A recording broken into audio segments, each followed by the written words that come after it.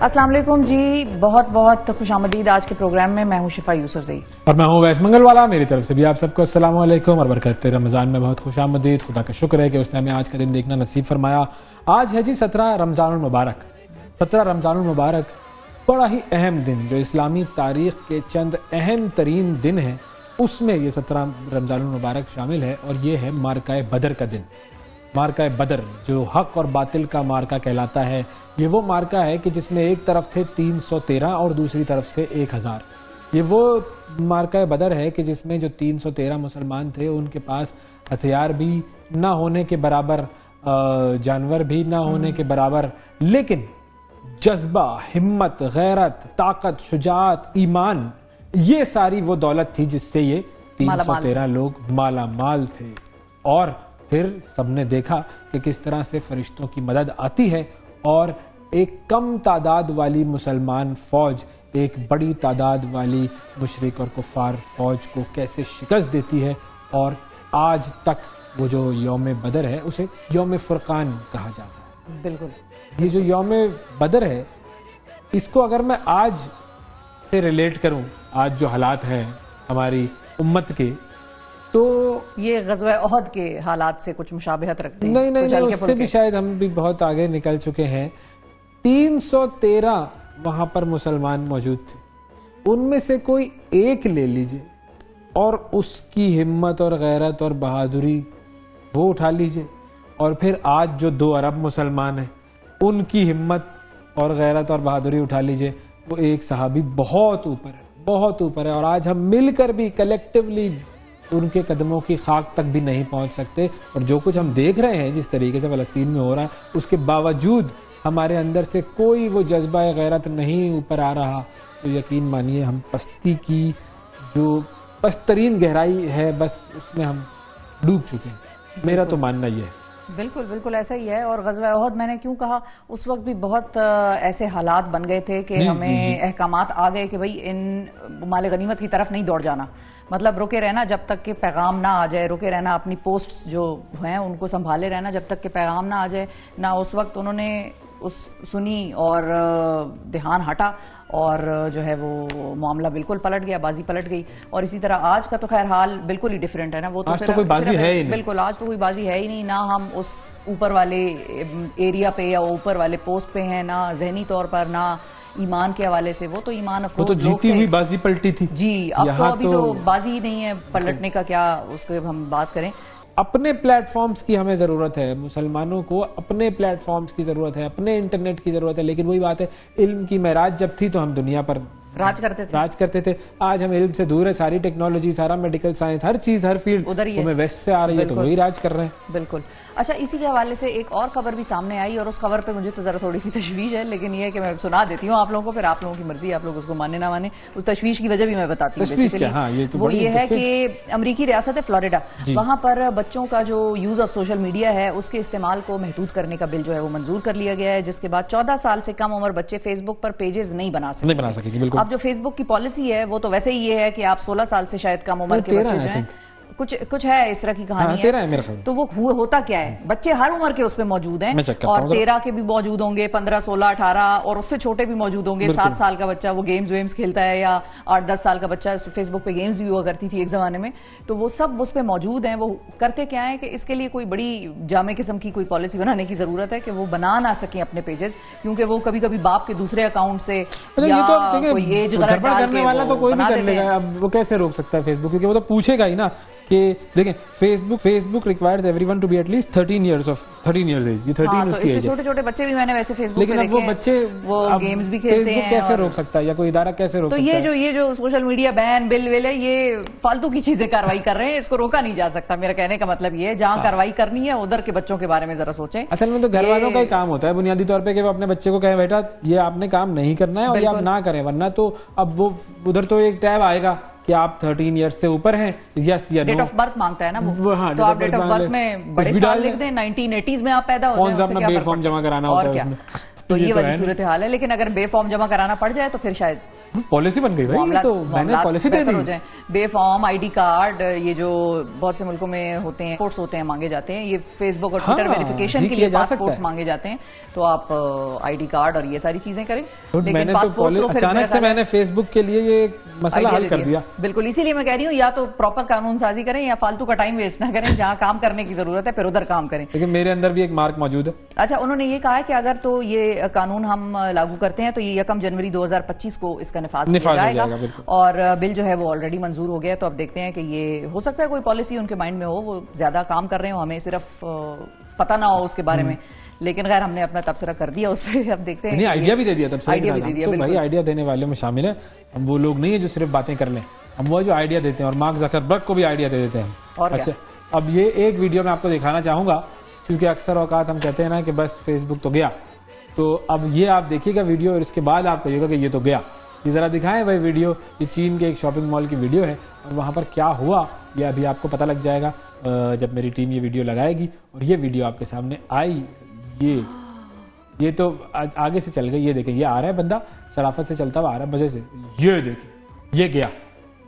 یہ بھائی ہوا ہے 23 مارچ کو یہ واقعہ ہوا ہے, اور چین کا ایک شاپنگ مال ہے, اور مال کی دوسری منزل پر یہ اچانک یہ ایک بہت بڑا سنک ہول تھا, یہ کھل گیا, اور اس سے ایک خاتون گاہک جو تھی وہ اس گڑھے میں جا کر گر گئی, اور وہ کہتے ہیں نا پیروں تلے زمین نکل گئی. یہ محاورہ سچ ہوتا ہوا دیکھا گیا ہے یہاں پر. اور پھر اس کے علاوہ نچلی منزل پر کام کرنے والا ایک ملازم تھا, وہ بھی اس پہ ملبے کے نیچے آ گیا. معمولی چوٹیں آئیں ان دونوں کو, لیکن کوئی زیادہ بڑا نقصان شکر ہے کہ نہیں ہوا. یہ ہماری جو پٹی چل رہی ہے, اس پٹی میں وہ منظر صحیح طریقے سے آ نہیں پا رہا, لیکن یہ کہ یہ منظر جو ہے وہ بڑا ایسا منظر ہے کہ آپ سوچیں ایک لمحے کے لیے کہ آپ شاپنگ کرنے کے لیے کہیں پر عید کی شاپنگ کر رہے ہیں, کرتا آپ نے سلیکٹ کیا ہے, اور اللہ رحم کرے. اچھا, ایسے ایک اس طرح کی ویڈیو پہلے آئی تھی جو روڈ کی آئی تھی, وہ روڈ پہ ٹریفک چل رہی ہے اور وہ روڈ ہی پوری جو ہے وہ گاڑیاں اندر چلے گئی تھی, اس کے کھڈا بن گیا اور وہ نیچے اس میں بیٹھ گر گئی ساری چیزیں, اور گاڑیاں واڑیاں اور بجلی کے کھمبے پول, اللہ سب کی حفاظت کرے. تو وہ تو بالکل میں نے یہاں پہ کسی نے کیا ناقص مٹیریل استعمال کیا ہوگا, ابھی ان کے خلاف کارروائی ہوگی. یہاں پہ تو میرا خیال ہے زیادہ سیریس ہی اقدام لے لیتے ہیں اس کے خلاف, ایسا دائیں بائیں کا کوئی کام کرے نا آڑا ٹیڑھا, تو اس کے خلاف تو زیادہ ہی سیریس ہو جاتے ہیں وہ. اور ہونا بھی ایسا ہی چاہیے, کیونکہ جان کو خطرہ ہو سکتا تھا, یہ کسی مطلب کوئی بندہ مر سکتا تھا اس میں تو کوئی وہ ایسا, تو شکر ہے کہ وہ ان کو کم چوٹیں آئیں. ہاں بالکل, اور زیادہ بڑی بلندی نہیں تھی جہاں پر بھی وہ گرے ہیں, تو یہ صورتحال بڑی سیریس ہے بالکل. لیکن چلیں جی, سیریس صورتحال جو ہے اس سے نمٹنے کے لیے چین کے پاس طریقے ہیں, ہمارے پاس بھی طریقے ہیں, لیکن ہمارے پاس فی الحال جو طریقہ اس وقت آزمودہ طریقہ ہے وہ ہے بریک لے لینا, تاکہ تھوڑا سا ہم ایک دوسری طرف چلے جائیں. آپ لوگ ذرا بریک میں کمرشل وغیرہ دیکھ لیں کیا پروڈکٹس آپ نے استعمال کرنی ہے, کیسے استعمال کرنی ہے, اور پھر واپس آئیں گے تو ہم اپنے پروگرام کو آگے بڑھائیں گے. ایک بہت ہی خاص شخصیت ہے, ان سے آپ کی ملاقات کروانی ہے. ملتے ہیں ایک چھوٹے سے بریک کے بعد.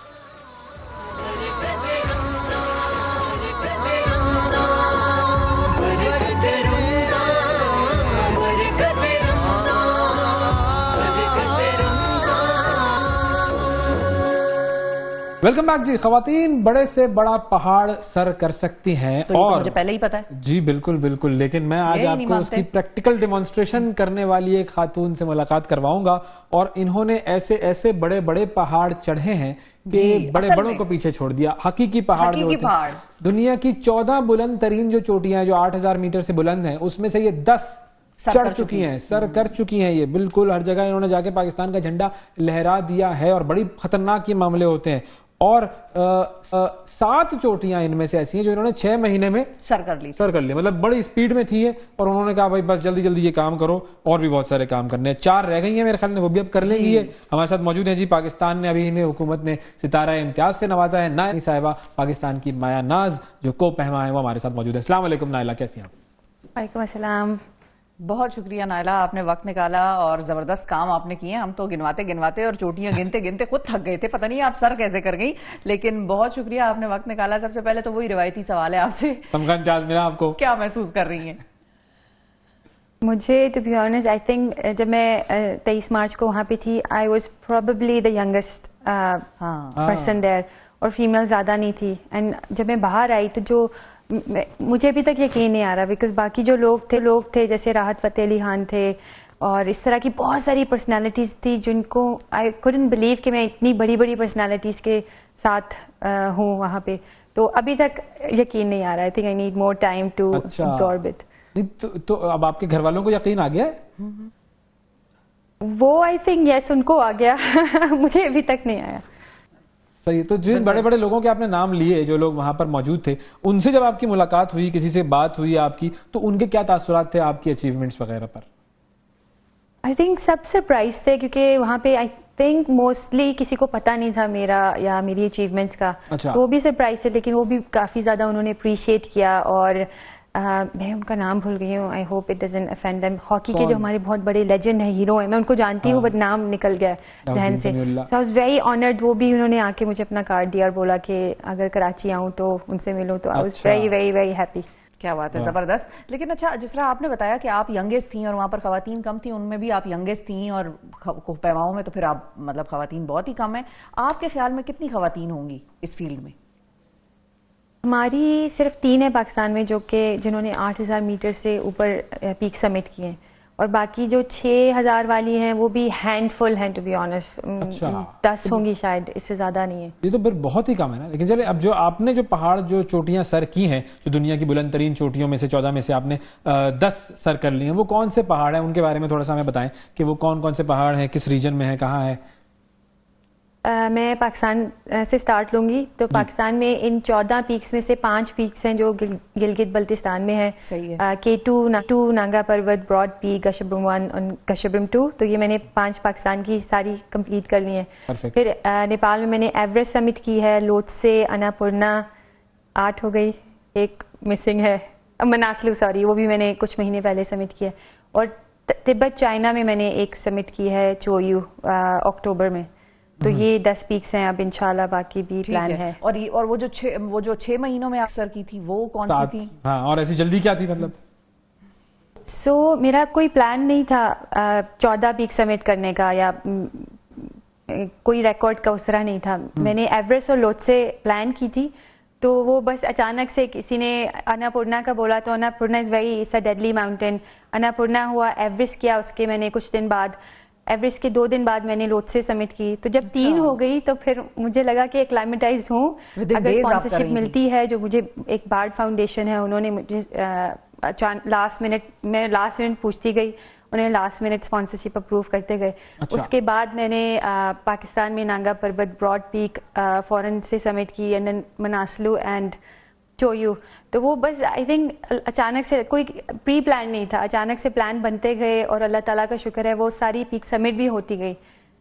صحیح. تو مطلب یہ جو جلدی تھی وہ اسپانسرز کی وجہ سے تھی؟ یس, کیونکہ اگر اسپانسر نہیں ملتا تو میں نہیں کر پاتی. مطلب اگر ہمت اور حوصلہ ہوتا بھی تو اسپانسرشپ نہیں ملتی تو وہ پاسبل نہیں تھا. اور اسپانسرشپ ملنا آسان ہے یہاں اس فیلڈ کے لیے؟ بہت مشکل ہے. تو مجھے بھی بارڈ فاؤنڈیشن کے علاوہ اسپانسرشپ ملنا میرے لیے بھی ابھی تک ایزی نہیں ہے. حالانکہ ابھی 10 پیکس ہو گئی ہیں, ریکارڈ بریکنگ ٹائم ہے. مطلب میں نے جو میل کلائمبرز ہیں ان سے بھی جلدی ریکارڈ بنا کے اتنی جلدی پیکس کیا. مطلب میرا مقصد یہ تھا کہ اگر جلدی ہو جائیں then I can have my family life back. یہ بھی ایک ریزن تھا. تو بہت مشکل ہے. آئی واز لکی کہ مجھے بارڈ فاؤنڈیشن ملا, لیکن اس کے علاوہ جب میں ابھی بھی اپروچ کر رہی ہوں تو اٹس ناٹ. تو یہ انٹرنیشنل کلائمبرز کے لیے بھی اسپانسرشپس ملنا اتنا ہی مشکل ہے؟ یہ گلوبلی ایک ایشو ہے, لیکن پاکستان میں بہت زیادہ, کیونکہ پاکستان میں ماؤنٹینئرنگ کو کوئی, جیسے فار ایگزامپل ابھی تک میں نے مطلب آئی واز دنیا میں 10 لوگ بھی نہیں ہیں جنہوں نے 6 مہینے سے کم 7+ پیک سمٹ کیے ہیں. I was one of them. میں نے 2 سال میں 10 پیکس کیے ہیں. تو اس سے بگ اچیومنٹ, اور ورلڈ وائڈ مطلب مجھے انٹرنیشنل ماؤنٹینئرنگ کمیونٹی میں بھی لوگ جانتے ہیں. اور پاکستان میں مطلب I am known, I am very glad کہ لوگ ریکگنائز کریں, بٹ ویسی اس طرح کی مطلب جیسے کرکٹ کا نام ہے اس طرح ہمیں نہیں اپریشیٹ کیا جاتا وائڈلی. تو یہ ایشو پاکستان میں زیادہ ہے. بالکل. اچھا, یہ خیر سب کا ہی دکھ رہا ہے کہ ساری توجہ جو ہے وہ ایک ہی کھیل کی طرف ہے. نتھنگ اگینسٹ کرکٹ اور اینی کرکٹر, لیکن پرابلم یہ ہے کہ جب توجہ ساری ایک ہی طرف ہو جائے گی تو پھر یہ مسئلہ بن جاتا ہے. آئی تھنک میں ویسے مجھے کسی سے شکایت نہیں ہے, یہ پبلک کی وجہ سے ہوتا ہے, بیکاز پبلک ہی انٹرسٹڈ ہے زیادہ کرکٹ میں, ان کا انٹرسٹ باقی اسپورٹس میں کم ہے. تو یہ صرف ماؤنٹینئرنگ نہیں پاکستان میں, باقی بھی جو اسپورٹس ہیں, ایتھلیٹس ہیں, وہ بھی نظر انداز ہوتے ہیں فور شیور. بالکل, لیکن اب چونکہ جیسے آپ کو یہ ایوارڈ ملا تو اس کا مطلب ہم یہ کہہ سکتے ہیں کہ اب حکومت نے ریکگنائز کرنا شروع کر دیا ہے, کیا واقعی ایسا ہے؟ آئی تھنک پچھلے 2-3 سالوں میں ماؤنٹینئرنگ کو تھوڑا سا پہلے سے زیادہ حکومت کی طرف سے بھی جو ایکنالجمنٹ ہے وہ ہو رہی ہے, اور آہستہ آہستہ پرائیویٹ جو انسٹیٹیوٹس ہیں وہ جو ٹریننگ ہے, فار ایگزامپل ہمارے پاس دنیا کے سب سے زیادہ پہاڑ ہیں 7000 میٹر سے اوپر, نیپال سے بھی زیادہ, چائنا سے بھی زیادہ, لیکن کوئی انفراسٹرکچر نہیں ہے. تو آہستہ آہستہ چینجز آ رہے ہیں, لیکن وہ اٹس ناٹ گڈ انف, کیونکہ بہت سلولی آ رہے ہیں. تو وہ اتنی دیر میں جتنے بھی فورن ٹورسٹ آتے ہیں وہ کافی ڈس اپوائنٹ ہو کے بھی جاتے ہیں کچھ. صحیح. اچھا, اسپانسرشپ کی بات ہو رہی ہے تو ایک پہاڑ کو سر کرنے میں کتنا فائنانس چاہیے ہوتا؟ آئی تھنک بالکل اٹ ڈپینڈس کہ کہاں پہ کر رہے ہیں, کون سی ٹیم ہے. جیسے پاکستان میں اگر پہاڑ ہے, پاکستانی ٹیم کے ساتھ جا رہے ہیں تو آپ کا 20 لاکھ ایوریج میں ہو سکتا ہے. It's very expensive sport. Pakistan سے باہر ایوریج جو کاسٹ آتی ہے وہ بھی 20,000 صرف ایکسپیڈیشن کی آتی ہے, اس کے اوپر آپ کی ڈفرینٹ کاسٹ, گیئر کی کاسٹ, انشورنس کی کاسٹ. تو it is a very very expensive sport. تو اسی لیے آئی تھنک ہم اسپیشلی ہم ماؤنٹینئرس کو اور بھی زیادہ پرابلم ہوتا ہے.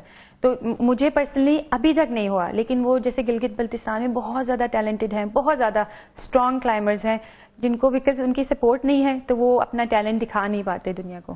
اچھا, اب چونکہ تو چلیں اسپانسرشپ کا مسئلہ ہے, لیکن اس کے علاوہ اور کیا کیا مسائل ہیں؟ بہت سے ایشوز ہیں. اگر پراپرلی دیکھا جائے تو سب سے پہلے تو ٹریننگ. ہمارے پاس کوئی بھی پاکستان میں انٹرنیشنلی سرٹیفائڈ کوئی بھی کلائمبر نہیں ہے, ابھی تک نہیں ہے. جیسے نیپال میں 80 یا 90 ہیں, پاکستان میں کوئی نہیں ہے. ابھی 3 لوگوں کو اسپانسر کیا جا رہا ہے, انہوں نے ٹریننگ سٹارٹ کی, ٹیک 4-5 سال تقریباً. وہ ایک بہت بڑا مسئلہ ہے. اگر چلیں وہ 4-5 سال والی انٹرنیشنلی ریشنلی ریکگنائز نہ بھی کریں تو 2-3 ویک کے چھوٹے چھوٹے اس طرح کے کورسز بہت کم ہیں, لیکن ابھی آہستہ آہستہ وہ اس کی طرف دھیان دیا جا رہا ہے. دوسرا جو ان کی جیسے کلائمبنگ میں پورٹرز آر ویری امپورٹنٹ, کیونکہ پورٹرز ہمارا سارا سامان لے کے جاتے بیس کیمپس میں. اوپر بھی کچھ پورٹرز وہ کلائمبنگ میں مطلب ویٹ کلائمبرز کا لے کے جاتے ہیں, اور وہ اپنی جان رسک پہ ڈال کے گائیڈ بنتے ہیں. ان کی جو سیلری ہے بہت کم ہے, مطلب جتنا ان کو رسک ہے اس کے مطابق ان کی سیلری بہت کم ہے. انشورنس کا ایشو ہے, انفراسٹرکچر نہیں ہے, rescue is a big issue. جو ریسکیو اگر پاکستان میں کوئی کلائمبر کو کچھ ہو جائے تو وہ گراؤنڈ ریسکیو ٹیم نہیں ہے جو نیپال میں باقی جگہوں پہ ہوتی ہے, یورپ میں ہوتی ہے, امریکہ میں ہوتی ہے. ہیلی کاپٹر ریسکیو کا ایشو. تو دیر مینی ایشوز ایکچولی. بہت سارے ایشوز. آپ کو کبھی لگا کہ یہ آپ کی شاید خطرہ اتنا بڑھ گیا ہے اور ایسی سچویشن میں آپ ہیں کہ یہ آپ کی شاید آخری ایکسپیڈیشن ہو؟ ایکچولی ماؤنٹینئرنگ رسکی ہے, مطلب کافی سچویشنز ایسی آتی ہیں آپ کو. مجھے 10 پہاڑوں پہ 2 دفعہ ڈر لگا تھا, لیکن somehow I overcame that. 11واں پہاڑ میں سمٹ نہیں کر پائی تھی چائنا میں, بیکاز وہ اس میں ایولانچ آئے تھے, تو اس میں ہماری جو باقی ٹیمز کے بھی لوگ تھے 4 لوگوں کی ڈیتھ ہوئی تھی. تو وہ اس میں ایسی سچویشن تھی کہ ایک ایولانچ آیا اینڈ دین جو باقی لوگ تھے وہ ابھی بھی کنسیڈر کر رہے تھے اوپر جانے کا. تو وہ میری انسٹنکٹ, اللہ تعالیٰ کا شکر ہے اٹ ہیپن, کیونکہ کافی لوگ سوچ رہے تھے اس ایولانچ میں جو 2 لوگوں کی ڈیتھ ہوئی تھی اس کے بعد بھی اوپر جانے کا پلان کر رہے تھے. But I was very firm. میں نے اپنی ٹیم کو بھی بولا کہ میں تو واپس جا رہی ہوں بیکاز روٹ ٹھیک نہیں لگ رہا. اور وہ اس کے بعد پھر لٹرلی اس کے آدھے گھنٹے بعد میں واپس مڑی, میرے پیچھے بھی کچھ لوگ مجھے دیکھ کے آنا شروع ہو گئے. اس کے بعد ایک اور ایولانچ ہے, اس نے 2 لوگوں کی جان لی. سو اللہ تعالیٰ کا آئی تھنک, باقی تو فیملی کی, بارڈ فاؤنڈیشن کی بہت سپورٹ تھی, لیکن آئی تھنک اللہ تعالیٰ از بین ویری ویری کائنڈ کہ انہوں نے ابھی تک مجھے سیف رکھا. تو پھر اپنی فیملی جاتی کیسے ہیں ہر ایکسپیڈیشن پہ جانے سے پہلے؟ خطرناک, بہت مشکل ہے. پہلا پہاڑ میں نے 2 سال ان کا, گھر والوں کا, ہسبینڈ کا سر کھایا کہ مجھے بس جانا ہے. وہ انہوں نے جانے دیا. پھر K2 it took me 9 months ان کو اگری کرنے پہ. پھر ایوریسٹ اینڈ لوتھ سے, مطلب Everest is the highest mountain. اس کے بعد میں نے ایک اور 8000 میٹر پیک 2 دن میں کی. ایوریسٹ پہ I was the first international climber, مطلب 1400-1500 لوگ تھے, اس میں سے I was the first one. Nepali team row fixing کے بعد ہو ریچ دیر. اس کے 2 دن بعد لوٹ سے. اس کے بعد مطلب میں ایک دن میں جو 4-5 دن کا کام ہوتا ہے وہ 1 دن میں کر رہی تھی. تو that gave my family confidence کہ ٹھیک ہے. Specially I think last mountain پہ آئی ٹرن بیک. یوزلی آپ سمٹ کے بالکل پاس ہوتے ہیں تو وہ سمٹ فیور ہوتا ہے کہ ہمیں جانا ہے کسی بھی حال میں اوپر. So they now have confidence, but of course کہ ان کو ڈر ہوتا ہے کہ کچھ ہو نہ جائے. بالکل صحیح. اچھا یہ شروع کیسے ہوا یہ سارا سلسلہ, مطلب آپ کس طرح سے اس فیلڈ کی طرف, اور اتنا ایک ویڈنگ شوٹ تھی آپ کی غالباً پہاڑوں کے درمیان کچھ, اس سے پھر سلسلہ آپ کا بنا؟ سو K2 بیس کیمپ پہ میرا پلان تھا, میرا ولیمہ نہیں ہوا تھا اور مجھے شوق بھی نہیں تھا, تو وہ میں نے اپنے ہسبینڈ کو میں نے ان کو اگری کروا لیا کہ K2 بیس کیمپ پہ جا کے فوٹو شوٹ کرتے ہیں, we'll have a small wedding celebration. تو وہ انفارچونیٹلی وہ اسکیڈول سے ان کو کسی ایمرجنسی کی وجہ سے جانا پڑا. سو مجھے انہوں نے بولا کہ تم جاؤ, بچوں کے بعد کہاں ہو پائے گا یہ سب ایڈونچرس ایکٹیویٹی. مجھے شوق تھا K2 دیکھنے کا, تو میں گئی اپنا وہ میں نے ویڈنگ ڈریس پہن کے پکچرز لی, واپس آ گئی. I didn't know کہ میں کبھی واپس جاؤں گی. تو یہ بیسکلی وہاں سے اسٹارٹ ہوا تھا, اور وہیں پہ I got inspired by seeing other climbers جو اوپر جانے کی, حالانکہ میرے کبھی بھی پلان نہیں کیا تھا میں نے لائف میں. I only started mountaineering 3 years ago. لوگ کہتے ہیں کہ ہمیں بچپن سے شوق تھا, تو آپ کے ساتھ یہ والا معاملہ نہیں ہوا, یہ کچھ اور ہوا ہے آپ کے ساتھ؟ So I think اسی لیے میری جو لوگ مجھے جانتے ہیں وہ they tell me کہ میری اسٹوری ان کے لیے انسپائرنگ ہے, because I was a mother of 2 kids and a married woman of course, and also I was a working professional. So I turned engineer turned banker تھی, تو وہ full time job تھی. تو وہ کوئی بھی بس K2 بیس کیمپ پہ جب گئی تھی تو I was very strong, first time ever میں وہاں گئی تھی. تو وہ وہاں پہ پورٹر کی اس کو الٹیٹیوڈ سکنس ہوا, he was from اسکردو, اور اس کو میں ہاتھ پکڑ کے نیچے لے کے آئی تھی 5600 میٹر سے. سو آئی نیو کہ کچھ ہے نیچرلی, اللہ تعالیٰ نے ایبلٹی دی ہے. تو وہاں سے بس, اور اسپیشلی ایک تو اپنی اسٹرینتھ کا اندازہ ہوا, دوسرا وہاں کے کلائمبر سے بات کر کے مجھے بہت زیادہ انسپریشن ہوئی. تو میں نے پہلی پیک 8000 میٹر ہی سلیکٹ کی تھی, بیکاز پرپز واز کہ آئی ول ریچ 7000 میٹر, اینڈ اللہ تعالیٰ کا شکر آئی ریچ دا ٹاپ. صحیح. اگلا کہاں کا پلان کر رہی ہیں, کون سی چوٹی سر کرنی ہے؟ سو جو ایٹ لیسٹ وہ جو میں نے ایکسیڈنٹ والا ذکر کیا لاسٹ ماؤنٹین, وہاں میں لائک تیزی سے 6 مہینے کے اندر 7 کی 8ویں کر رہی تھی. اس کے بعد آئی پلانڈ کہ سلو ڈاؤن. سو آئی ول انشاءاللہ climb 1 mountain in the next couple of, or attempt 1 mountain in the next couple of months. اور پلان تو یہ کہ ایٹ لیسٹ ابھی سلو ڈاؤن تو ہو رہی ہوں, لیکن جو 4 رہ گئی ہیں وہ بھی انشاءاللہ پوری کر کے. ہاں وہ 4 کر کے پھر آپ ٹرینر بن جائیے گا, کیونکہ ہمارے یہاں ٹرینر کم ہے آپ نے کہا. ہاں وہ training, yes that's a long training process. So انشاءاللہ اپنا میرا بھی ٹریننگ, مطلب میں بھی بغیر ٹریننگ کے کر رہی ہوں. میں نے سارا کچھ جو بھی سیکھا ہے وہ پہاڑ پہ ہی سیکھا ہے. تو مے بی یورپ میں یا نیپال میں جا کے ٹریننگ کرنے کا پلان ہے انشاءاللہ. تھینک یو جی, بہت شکریہ. نائلہ کیانی ہمارے ساتھ موجود تھی جی. یہ ہیں پہاڑ چڑھنے والی خواتین, اور سلام ہے جی, واقعی سلوٹ ہے ان کو. زبردست پاکستان کا نام روشن کرتی ہیں, عظیم کام کرتی ہیں. وقفہ لیتے ہیں جی, وقفے کے بعد دوبارہ حاضر ہوں گے, ہمارے ساتھ رہیے گا.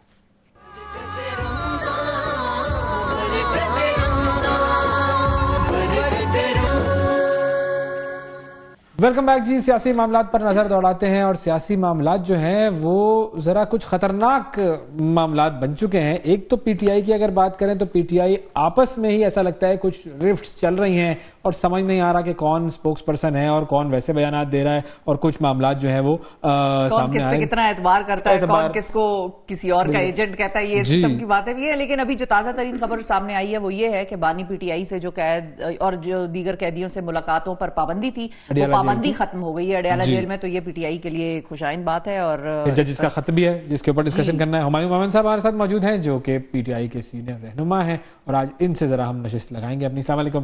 وعلیکم السلام. کیسے ہیں سر؟ ٹھیک ٹھاک ہیں, اللہ کا بہت شکر. بڑا ہی آپ لوگوں کے لیے پی ٹی آئی کے لیے خاص طور پر رمضان جو ہے وہ بڑا ہیپننگ ہوتا ہے ہمیشہ سے.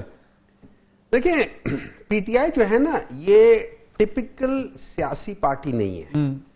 ایک تو اس کی وجہ یہ ہے کہ اس میں وہ جو جس کو ہم کہتے ہیں الیکٹیبلز, جس کو وہ جو ہوتے ہیں نا کہ ایک خاندان کی سیاست ہے, وہ پچھلے 5 پشتوں سے یا 3 پشتوں سے وہ لگے ہوئے اس جگہ پہ. باپ تھا, اس کا دادا تھا, اس کا بیٹا تھا, تو یہ چیز ادھر نہیں ہے. اچھا, اس سے یہ ہو جاتا ہے کہ وہ تقریباً سارے کے سارے جو ہے نا, آپ یہ سمجھ لیں کہ they are the first timers اپنی اپنی جگہ میں. 2013 میں 18 میں یہ 2 تھے. تو یہ سارے ہم پلہ لوگ ہیں. جب آپ پیئرز کے درمیان میں آ جاتے ہیں, ہم پلہ لوگوں کے درمیان میں آ جاتے ہیں, تو اس میں ڈفرنس آف اوپینین ہوتا ہے. آئی ایم شیور آپ دو ہیں, آپ دونوں مل کے یہ شو کرتے ہیں, لیکن آپ دونوں کے درمیان میں بھی ڈفرنس آف اوپینین ہوگا.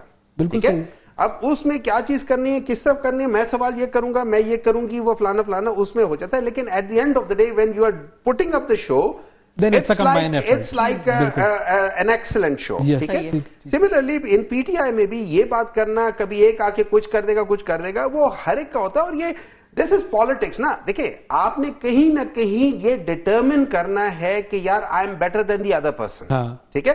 Now یہ یاد رکھیں, at the end of the day it is also a race. It's also a race to achieve a position. ٹھیک ہے. تو یہاں پہ اب پالیٹکس میں کیا میرٹ ہوگا. پالیٹکس میں میرٹ یہ ہوتا ہے کہ کون بندہ انفارمیشن صحیح وقت پہ صحیح جگہ پہ کرتا ہے, یا اس کے decisions at the end of the day proves to be right. صحیح ہے. ابھی خیر آپ لوگوں کی پارٹی کے لیے تو چیلنج یہ تھا کہ کون پارٹی میں رہ جائے گا اور کون ٹوٹ کے جو نکل گئے نا, جو چھانٹی ہو گئے نا, دیکھیں نا وہ جو چھانٹی, اب یہ سارے ہیں, ان میں سے اکا دکا شاید کوئی ہو جائے, لیکن to the best of my knowledge I don't think so. اس کے بعد اگر کوئی بندہ جاتا ہے تو وہ اپنے گھر میں بھی چھتر کھائے گا. ہاؤ ڈو یو ڈیفائن چھلنی کی بات کر رہی تھی شیر افضل مروت صاحب, ان کے بڑے بیانات آتے ہیں, ہی از اے کیریکٹر. میں ایک بات بتاؤں, دیکھیں we are all I am a character in my own capacity. ٹھیک ہے, میرے اندر بہت زیادہ کمزوریاں, میرے اندر بہت زیادہ اسٹرینتھس ہیں. ٹھیک ہے. اگر آپ مجھ سے پوچھیں شیر افضل مروت کا, دیکھیں جس ٹائم پہ پاکستان تحریک انصاف کو کوئی کسی ایسے شخص کی ضرورت تھی جو باہر نکل کے, اور اب اس کا مجھے نہیں پتا, کوئی کچھ کہتا ہے, کوئی کچھ کہتا ہے, وہ چاہے جو جیسے مرضی ہو, اس نے باہر نکل کے جو پی ٹی آئی کے سپورٹرز تھے اینڈ ووٹرز تھے, انہوں نے ان کو چارج کر دیا. یہ ہے بالکل وہ سٹنگ والا نہیں ہے, اس نے کیا اور وہ سارے چارج ہو گئے. ٹھیک ہے. تو اگر آپ مجھ سے پوچھیں I'll give him 100 out of 100 over there. ٹھیک ہے. اچھا, اب یہ یاد رکھیں, یہ میرے جیسا ایک نارمل آدمی نا یہ کام نہیں کر سکتا. ٹھیک ہے, تو میرے اندر کہیں نہ کہیں you have to have a different mindset for that thing, and he is a perfect thing. اچھا, اس نے جس اعتماد سے وہ کیا ہے, مطلب اس نے ایک دو باتیں کر دی ہیں 9th مئی کے حوالے سے, کسی کی ہمت ہے کہ وہ کرے. تو اس لحاظ سے اگر وہ چھوٹی موٹی چیزیں کرتا ہے, میں ان چیزوں کو, اور میں سمجھتا ہوں کہ یہ ٹھیک نہیں. پہلے تو دیکھیں مجھے نہیں پتا کہ وہ ٹھیک کہہ رہا ہے یا نہیں کہہ رہا, یہ تو وقت بتائے گا نا. لیکن فرض کرے اگر کسی وقت میں سمجھتا بھی ہوں کہ یہ ٹھیک نہیں ہے یا نہیں کرنا چاہیے, بعض جگہوں پہ وہ کہتے ہیں lot of good habits is knowing what to ignore. ہاں بالکل ٹھیک ہے. So sometimes you have to ignore such things. اور آپ اس کو جانے دیں, آپ اس کو کھیلنے دیں.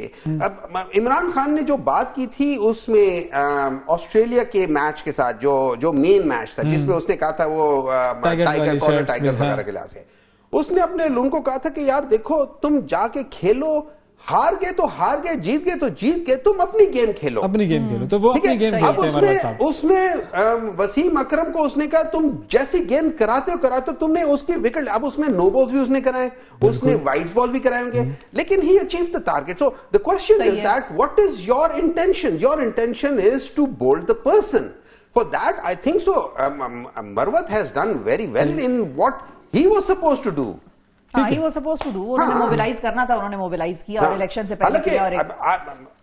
I've only met once, اور وہ بھی اس طرح کہ ہم یہ ابھی عمران خان کے جو کیس تھا, خان صاحب کا جو کیس تھا, اس میں جب ہم گئے تھے تو وہ ادھر دروازے پہ کھڑے ہوئے تھے, تو اس جگہ جو آپ کو اندر جانے نہیں دے, میں پولیس کو انٹروڈیوس کرایا کہ, یا مجھے بعض لوگوں نے کہا کہ جی ان کو اندر جانے دے, سینیٹر ہمایوں نا. تو اس نے کہا اچھا سینیٹر, اچھا ٹھیک ہے, مجھے نہیں جانتا اسے, ٹھیک ہے کوئی بات نہیں, جانے دو, نہیں جانتا, مجھے 100 بندے نہیں جانتے, نہ جانے, تو بس, لیکن میں اندر چلا گیا وہ سارا. تو اس لحاظ سے یہ چیزیں تو, لیکن سوال یہاں پر ہوتا ہے سینیٹر صاحب کہ جب نئے لوگ جب آ رہے ہیں یا آتے ہیں, تو پرانے بہت سے ایسے لوگ ہیں جن سے ہم ملتے ہیں, اور وہ بھی بڑے 27 سال سے اور 25 سال کے لوگ ہیں, اور وہ یہ کہتے ہیں کہ اب تو ہم کور کمیٹی کے ممبر بھی نہیں ہیں, پتہ نہیں کیا ہو رہا ہے, وہ خود ہی ڈیسائیڈ کریں گے. ان سے ہم کوئی سوال کر لیں, انفارمیشن لینے کے لیے کر لیں, تو وہ آگے سے کہتے ہیں نہیں بھائی میں تو کور کمیٹی کا ممبر نہیں ہوں, تو آئی مائٹ ناٹ نو کہ واٹ ہیپنڈ ان سائڈ. اور وہ سارے وہ کہتے ہیں, پھر ایک دفعہ میں نے ذرا زخموں پہ نمک پھینکا, تو انہوں نے آگے سے کہہ دیا کہ بھائی وہ وکیل زیادہ ہیں اور ہم پرانے لوگ جو ہیں وہ. نہیں وکیل زیادہ نہیں ہے, وکیل بالکل زیادہ نہیں ہے. دیکھیں اس طرح یہ ہے, میں آپ کو ایک بات بتاتا ہوں, اس پورے اس میں اگر آپ اس وقت کر کے دیکھ لیں کتنے وکیلوں کو ٹکٹ ملے ہیں, تو آپ گن کے 20-25 سے زیادہ نہیں گن پائیں گی. صحیح ہے, 20-25 سے زیادہ نہیں گن پائیں گی. پورے پاکستان کی بات کر رہا ہوں. ہمارے کتنے کینڈیڈیٹ فائل ہوئے ہیں؟ 860 میں سے اگر آپ 50 بھی کر لیتے ہیں, اٹ از لیس دین 5% اور 6% پیپل. تو اگر میں 5% ایسے لوگوں کو لے آتا ہوں جن کی مجھے یا جن کے جو بذات خود ایز اے شعبہ جو ہے نا ان کا ایک اپنا یا ان کا ایک وزن ہے معاشرے میں, یا دوسرے لفظوں میں ان کی اپنی ایک تھانے داری ہے, ٹھیک ہے نا. تو اس لحاظ سے I think it was a very wise move from Imran Khan. نہیں وہ صحیح ہے, اس میں کوئی سوال نہیں کر رہا. میرا کوشچن یہ ہے کہ پرانے لوگ ہیں وہ اگنورڈ فیل کر رہے ہیں, یا وہ ایسا لگ رہا ہے ان کو, جس طرح ابھی پچھلے دنوں ہم نے ایک استعفیٰ دیکھا کہ میں پنجاب کی وہ سیکٹری شپ بھی چھوڑ رہا ہوں اور میں سب کو چھوڑ رہا ہوں. پھر عمر ایوب صاحب نے اور گور جو ہیں بیرسٹر گور, انہوں نے لکھا کہ نہیں یو آر ممبر اور you are very valued and you are, اس طرح کے کچھ معاملات یہ بھی ہے. پھر وہ کور کمیٹی والا بندہ جو کہتا ہے میں تو کور کمیٹی میں نہیں ہوں, تو آپ کو تو ان سے پوچھنا پڑے گا جو کور کمیٹی میں. تو مطلب دیز آر دا پیپل جو کہ فیسز تھے پی ٹی آئی کے. اب ظاہر ہے اور بھی نئے آتے ہیں, آہستہ آہستہ پارٹی بھی ایوالو ہوتی ہے, چیزیں ایوالو ہوتی ہیں, نیو پیپل کم اور وہ انٹروڈیوس ہوتے ہیں پبلک سے.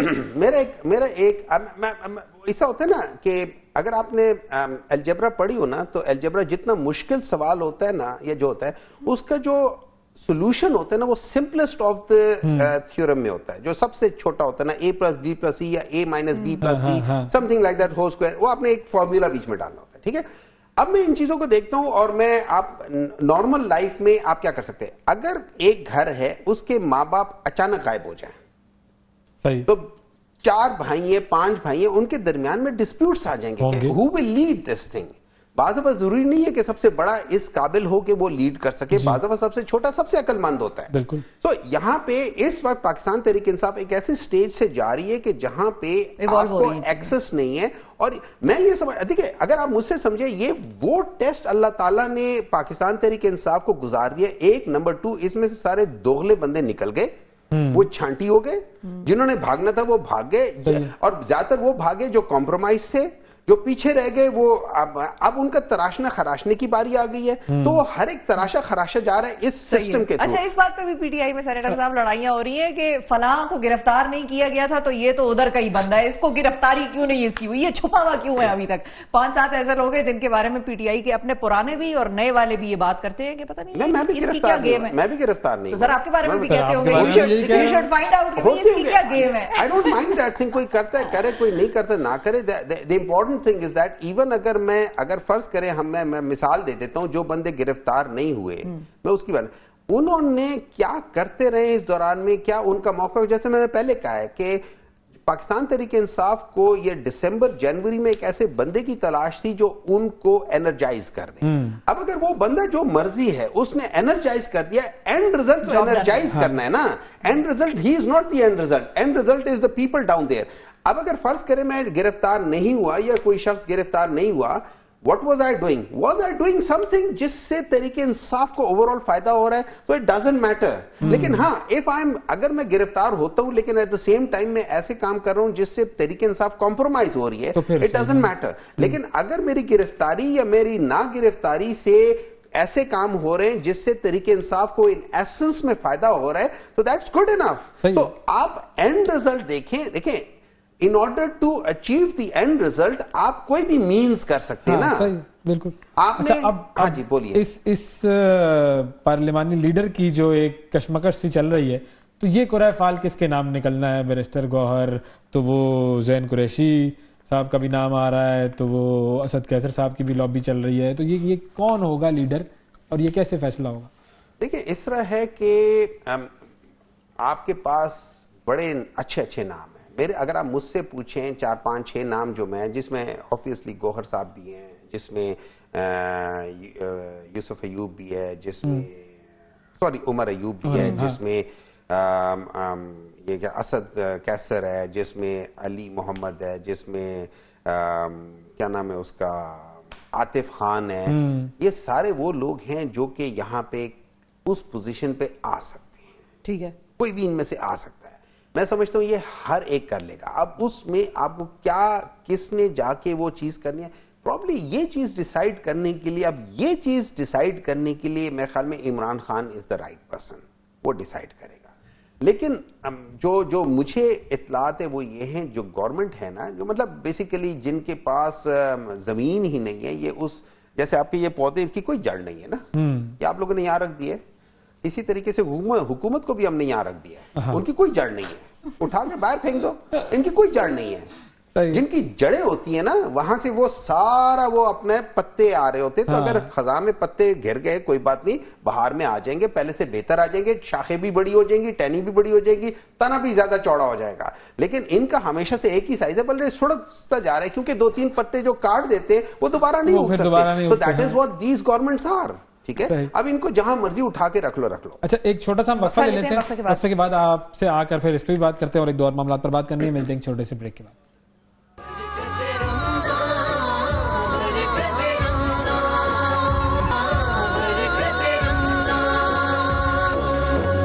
جی, سیاسی معاملات پر گفتگو ہو رہی ہے. سینیٹر ہمایوں محمد صاحب ہمارے ساتھ موجود ہیں. سر یہ بتائیے کہ یہ جو ججز نے خط لکھا ہے, اسلام آباد ہائی کورٹ کے 6 ججز, اور یہ خط جو ہے وہ ایک بھونچال تو ہے, کیونکہ ابھی اس وقت جو خبر ہے وہ یہ ہے کہ شہباز شریف صاحب اور قاضی فائز عیسیٰ صاحب اس حوالے سے ملاقات بھی کر رہے ہیں اور اس کو ڈسکس بھی کریں گے, which is something very good کہ وہ اس چیز کو ڈسکس کریں گے. یہ کیا ہوا؟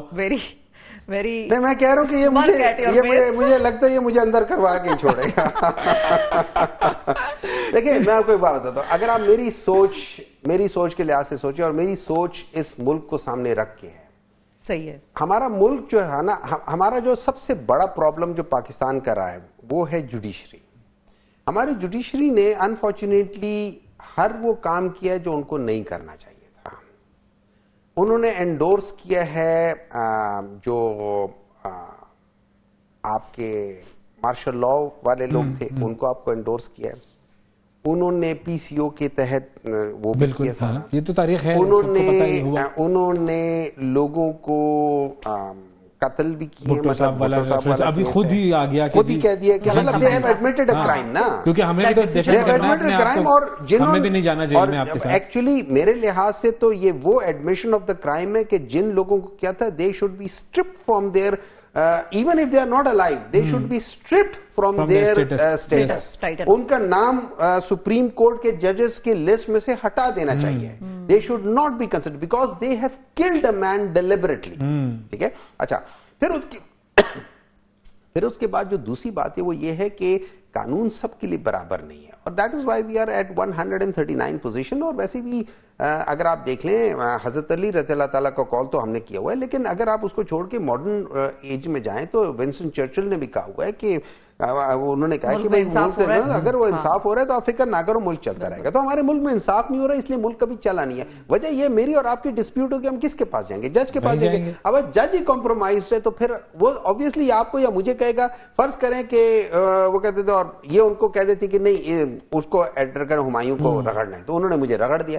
اب اس قسم کی جوڈیشری کے ساتھ پاکستان کبھی آگے نہیں جا سکتا. تو ناؤ اگر ان 6 ججز نے ایک پرابلم کو آئیڈینٹیفائی کیا, اچھا یہ ایسا پرابلم نہیں ہے جو ہم لوگ جو پاکستانی ہیں وہ سمجھتے ہو کہ یار یہ تو ہوتا ہی نہیں ہے. ہم سب کو پتہ ہے اس قسم کی چیزیں ہو رہی ہیں, ہوتی رہی تھیں آگے. لیکن اگر ہم نے آگے اپنا کورس ٹھیک کرنا ہے تو پھر ہمیں یہاں پہ اپنے آپ کو کریکٹ کرنا پڑے گا. اب میں یہ سمجھتا ہوں کہ سپریم کورٹ کے اوپر ایک وقت آ گیا, ڈیفائننگ مومنٹ ہے. اگر وہ اس کو ڈیفائن کر جاتے ہیں تو پاکستان بالکل ٹھیک ہو جائے گا. اگر وہ نہیں کر پاتے تو میرے لحاظ سے ان میں اور پی سی او ججز میں کوئی فرق نہیں رہے گا, as far as I understand, because وہ اسی طرح ہی کمپرومائز ہو جائیں گے جیسے پی سی او جج. تو اس سے پہلے جو پی سی او ججز جو چھوڑ گئے تھے, جس کی بیسس پہ قاضی فائز عیسیٰ صاحب ڈائریکٹ بلوچستان کے چیف جسٹس بن گئے تھے, تو پھر ان بیچاروں کا کیا قصور, why should they resign? تو میں یہ سمجھتا ہوں یہ لکیلی اللہ تعالیٰ نے پاکستان کو ایک ایسے موڑ پہ لا کے کھڑا کر دیا ہے کہ پہلے ایک عوام جو بیدار ہو گئی تھی وہ آئی, اس کے بعد ججز بیدار ہو رہے ہیں, انہوں نے بھی دیکھا ہے کہ یار یہ چیزیں غلط ہیں اور یہ چیزیں ہو رہی ہیں, فلانا ہو رہی ہے. اب اگر اس کورس میں پاکستان ٹھیک ہو جائے تو پاکستان اس بھنور سے نکل جائے گا. بالکل. وہ جو سینٹریفیوگل یا سینٹریپیٹل فورس کی وجہ سے وہ اندر پڑتا ہے, وہ اس سے نکل کے ٹینجنشل نکل کے باہر نکل جائے گا, اور جو سیلنگ اس کی ہو جائے گی وہ سموتھ ہو جائے گی. باقی ڈیسٹینیشن ہم بہت پیچھے رہ گئے ہیں, لیکن وہی والی بات ہے, slow and steady wins the race. اچھا, پاکستان میں جتنا ٹیلنٹ ہے, جتنا ٹیلنٹ پایا اللہ تعالیٰ نے پاکستان کو اتنا نوازا ہے, کوئی وجہ ہوگی تو نوازا ہے نا, کوئی وجہ ہے تو نوازا ہے. اگر وہ صحیح بات ہے کہ جو وہ ایک خیال میں جو حضور صلی اللہ علیہ وسلم کے ساتھ سے وہ لوگ وہ کرتے ہوتے ہیں کہ وہ کہتے ہیں مجھے ہند سے خوشبو آتی تھی, تو اگر وہ تھی تو کوئی وجہ ہوگی نا کہ وہ ہند سے خوشبو آتی تھی. اگر خوشبو آج تک تو بدبو آ رہی ہے نا, تو آج کوئی ایسی چیز ہوگی کہ یہ بدبو خوشبو میں بدل جائے گی. تو میں خیال میں ہم اس ٹائم پر آ گئے, اس ایرا میں آ گئے جہاں پہ اس خوشبو نے مہکنا ہی ہے, اور یہ this is the right time and I think we will go in the right direction. میں بہت پوری امید ہوں. ہاں آن دا کنٹری خدا نہ خواستہ یہ چیز نہیں ہوتی, then people like me will probably lose, وہ کیا کہہ سکتے کہ یار شاید کچھ نہیں ہو سکتا, اس شہر میں جی کو لگانا کیا, یہ شہر جی کو لگانے والا ہے. میرے جیسے پروفیشنل لوگ جو کہ باہر جاتے تھے, میرے ساتھ کے جو لوگ میرے سے کم پڑھے لکھے, کم انٹرنیشنلی نون لوگ, they are making in millions outside in dollars, ٹھیک ہے. میں اگر باہر جاؤں my value is کہ میں آرام سے $3-4 ملین سال کے کما سکتا ہوں آرام سے, ٹھیک ہے. لیکن وہ سب چھوڑ کے اس ملک کے لیے آیا ہوں کیونکہ یہ ملک میری ماں ہے, یہ ملک میرا باپ ہے.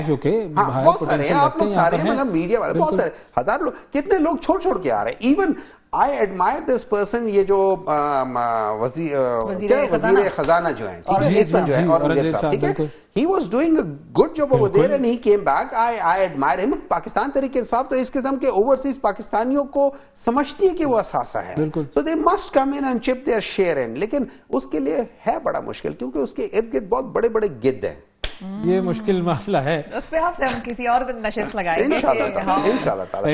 لیکن Pakistan will go in the right direction. I've got full faith in Allah, اور this is the right time. Everything is going in the right direction. چیزیں الٹ پلٹ ہیں, لیکن وہ کیا لیکن دیکھیں وہ جو ہوتا ہے نا, کبھی اون کو ہم پشتوں میں کہتے ہیں گنجل نا, وہ ہو جاتی ہے, ٹھیک ہے, گنجل ہو جاتی ہے, اس کا سرا مل گیا. اب آہستہ آہستہ آپ اس کو انڈو کر رہے ہیں. جس دن وہ انڈو ہو گیا آپ نے لپیٹ کے, یہ مایوس ہونے والا وقت نہیں ہے, مایوس ہونے والا وقت نہیں. میں سمجھتا ہوں یہ بہت امپورٹنٹ وقت ہے, پاکستان کا ڈیفائننگ مومنٹس میں سے ایک ہے. تھینک یو سر, بہت شکریہ, وقت دیا آپ نے. ناظرین وقفہ لیتے ہیں, وقفے کے بعد دوبارہ حاضر ہوں گے, ہمارے ساتھ رہیے.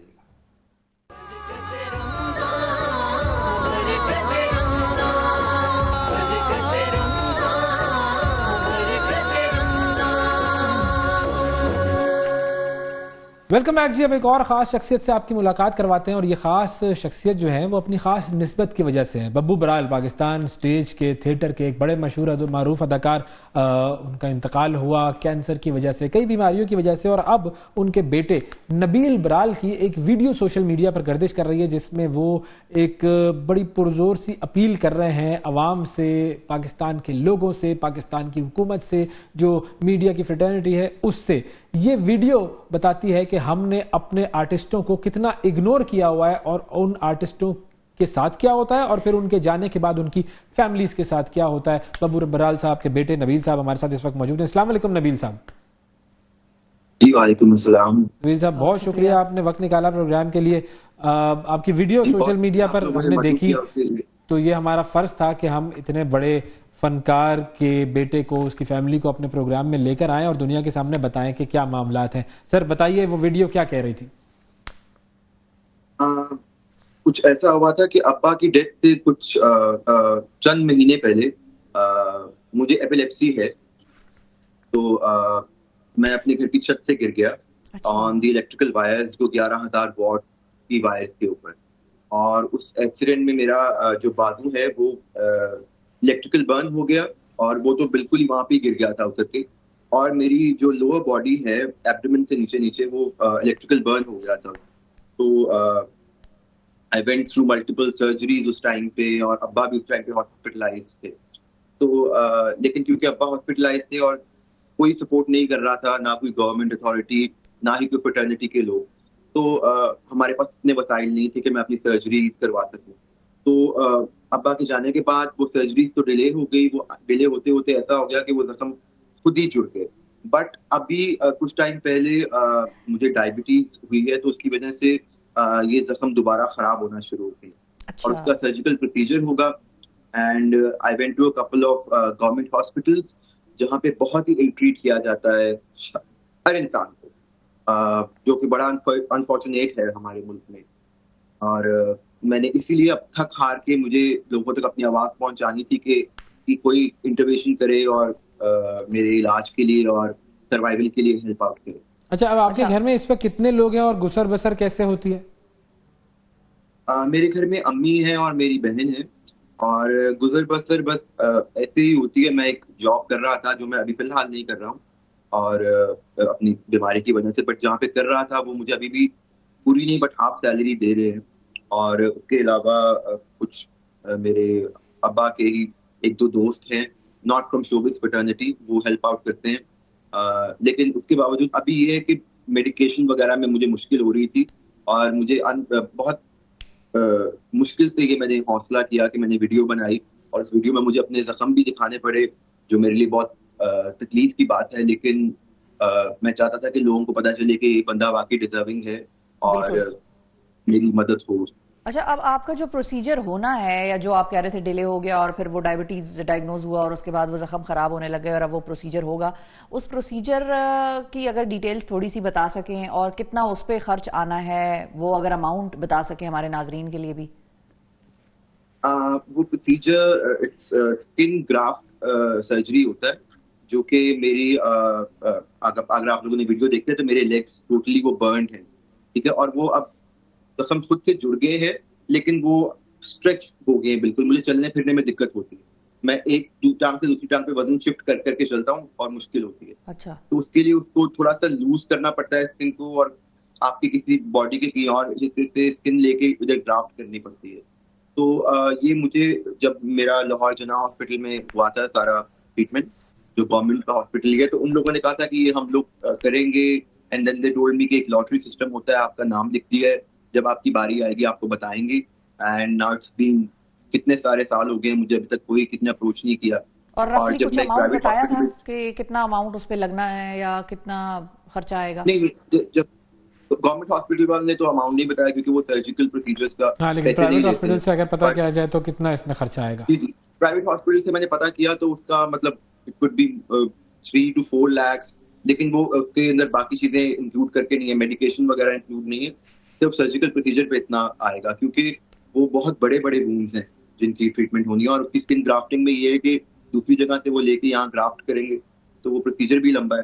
اور ابھی میں ریسنٹلی گیا تھا ایک ہاسپٹل میں چیک اپ کروانے کے لیے, تو انہوں نے میرے بلڈ ٹیسٹ وغیرہ کیے, تو پتا چلا کہ میرا ایچ پی بہت ہی کم ہے, 8-9 ہی رہتا ہے, کیونکہ وہ جو زخم ہے وہ خراب ہوتے ہیں تو ان میں سے بلیڈنگ ہوتی ہے. سم ٹائمز مجھے معلوم بھی نہیں پڑتا کہ بلیڈنگ ہو رہی ہے, اور وہ کبھی کبھی اتنا سیویئر بلڈ لاس ہو جاتا ہے کہ مجھے ایچ پی میرا کم ہو جاتا ہے اور مجھے فٹس بھی آنے لگتے ہیں.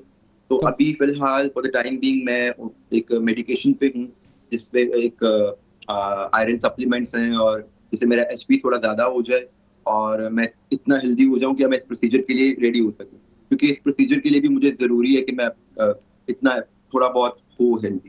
بالکل صحیح ہے. اور کسی نے آپ کی ویڈیو کے جواب میں کوئی رابطہ کیا, کسی نے کوئی حکومت یا آرٹسٹ فرٹرنیٹی یا آرٹس کاؤنسل یا منسٹری آف جو کسی نے بھی نہیں کیا, arts and culture?